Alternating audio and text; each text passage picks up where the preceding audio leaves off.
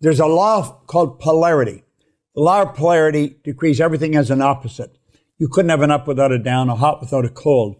You can't have a bad without a good. If you're looking at bad, that tells you there's got to be good. You cannot have bad without good. And if you want to feel good, start looking for what's good. And if you start looking for what's good, you're going to find it. You're going to find whatever you're looking for. And the idea to say, well, you really can't, there's so much bad going on, that attitude is not going to reward you at all. It's going to give you bad stuff. You've got to know that there's always something good. You've got to find it. If I want to be free, I've got to be me. Not the me I think you think I should be. Not the me I think my kids think I should be. Not the me I think my wife thinks I should be. If I want to be free, I've got to be me. He said, I better know who me is. Trying to help people become aware that although you cannot change conditions or circumstance, you don't have to let them control you. We can't control what's going on outside, but we can control what's going on inside. And unfortunately, I don't think many of us have been raised to really understand that. Yeah. And it's a lack of understanding that's causing all our problems. But how can you say that to someone who's like, well, I don't feel like I have control on the inside when it seems like everything has power over me?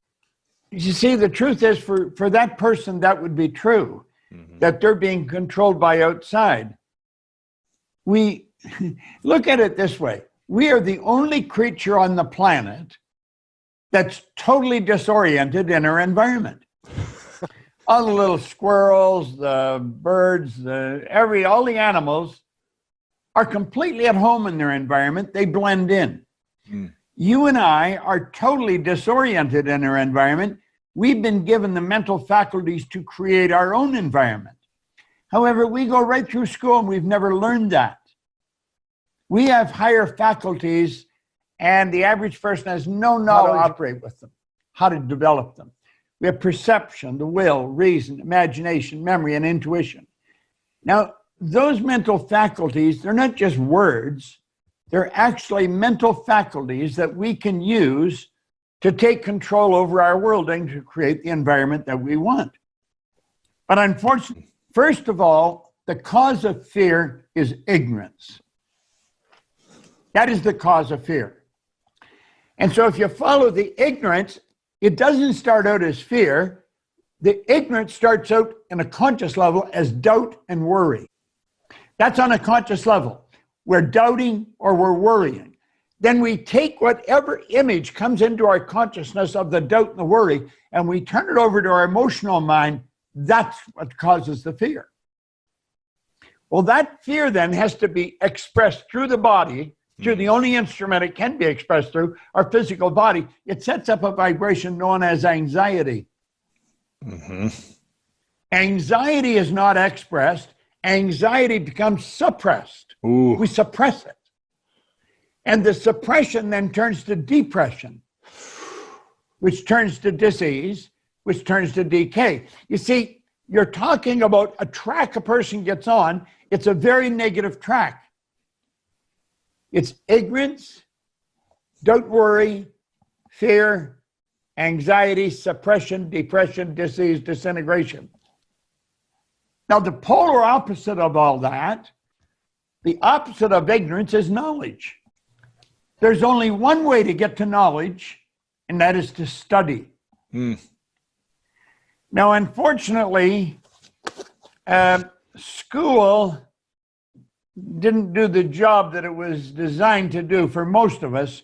School should teach us to love to study, because study leads to the opposite of doubt and worry, which is understanding. See, it's study that leads to understanding. We understand how to handle the fear. It's understanding that enables us to cause us to understand where the fear starts.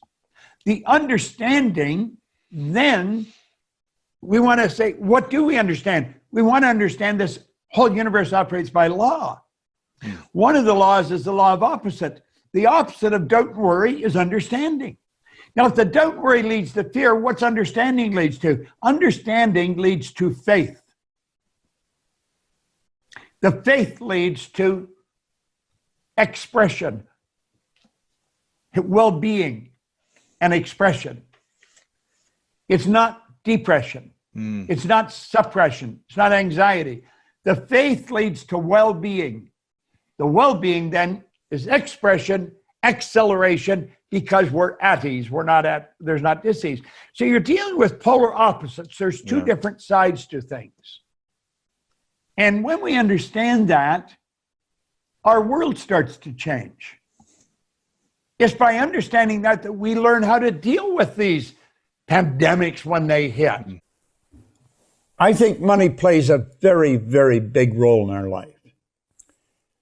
We should control the money. We should never let money control us. I love earning it. I love giving it away too.